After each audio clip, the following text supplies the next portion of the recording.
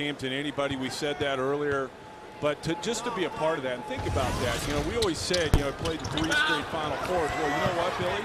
He played 3 straight Final Fours. I mean, a lot of guys don't get to do that. He's been a part of a ton of wins and success in his time at UCLA.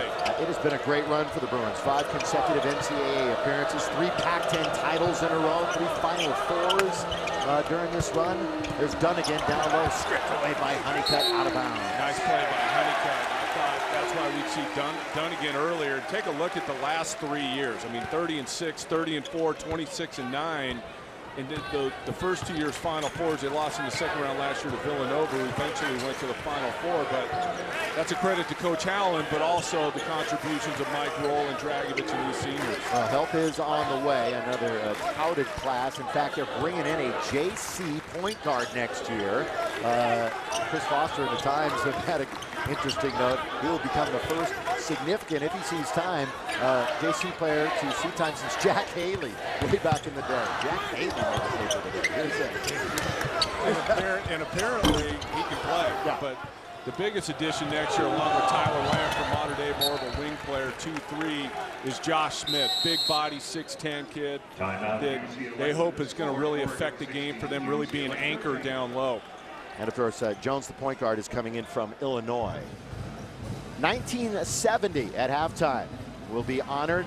Another one of the UCLA championship teams versus Jacksonville. Artis Batman Gilmore. and Robin. Look at Artis with the left hand. Get that out of here. Yeah, that's Curtis Rowe and Sidney Wicks defending. That's Sidney underneath. Steve Patterson on that team. I mean, there's Henry Bibby. John Vallely, Corona Del Mar product, was a big force. Legendary UCLA players on that team. And obviously coached by Coach Wooden, who's here today. We already mentioned that. Great to see him out. So it'll be a cool moment at halftime. Wicks and Rowe, and there's Coach. Watching his beloved Bruins. His daughter by his side. And this game taking place on Nell and John Wooden Court here at Pauley Pavilion. 10:43 remaining first half. 16-13 Bruins down by 3. Malcolm Armstead, he's a sophomore from Alabama. And here you see all the changes for Coach Ernie Kent, all the different players he uses. Here's Humphrey in the game.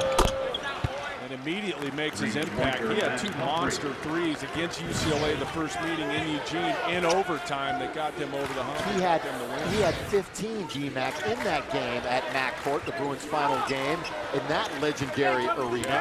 Humphrey only played 9 minutes though at Galen Center on Thursday and had 3 points.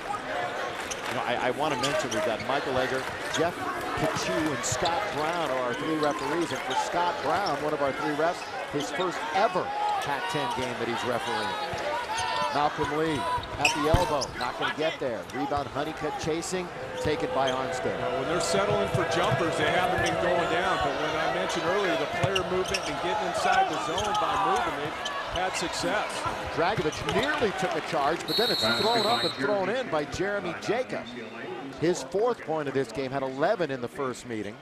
He's got that knack around the basket, just getting to the cup and the scoring. Since being inserted into the lineup, Jeremy Jacobs really played well for them, and it's allowed Coach Kent to not have to play Dunnigan because Jacobs been able to get it done, scoring the basketball inside.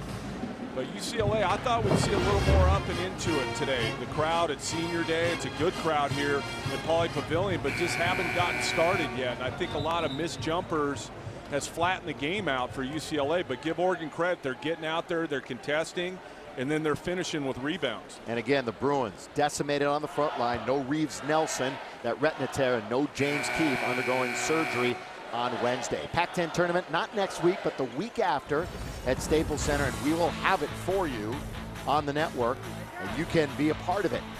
And enter at www.pac10.org to win 2 tickets And more than any other year, we have no idea how this one's going to play out. We look forward to that every year, working that tournament, but really looking forward to it this year. The Pacific Live Pac-10 tournament is wide open. Anybody can win that thing this year. Ducks doubling up in the rebound department on the Bruins, and we suspected that might be the case with the lack of Bruin height. 14-7 in the department. They wanted Honeycutt on the weak side. Alley-oop not going to be there. Well, it was there earlier, and Jeremy Jacobs kind of sniffed that one out that time. Deep check for Porter, not there. Little floater thrown up by Longmire, and the Bruins will collect. To speed this game up a little bit, UCLA take advantage of some runouts. If it's just going to be strictly half court, Oregon's defense right now in the half court's pretty good. UCLA's got to get some easy ones. Lane pocket pick from Armstead. Third Bruin turnover. Look out. Jumper, knock it down, TP. Tajuan Porter, 14 points, D-Mac. Really, that is him at his best right there in transition. In the half court, he's easier to guard because at his size, you can kind of press out there. But in transition, as we take a look at this last play, Jacob Armstead strips it from Lane, and then it's just trail three for Porter. And you got to get there. You can't let him get it because he's got such a quick release. He gets his feet down quickly that it's gone by the time you get up top. You got to get to him early and not let him raise his arms. More on Tajuan Porter. He had some of those big threes in the last meeting. He also had 4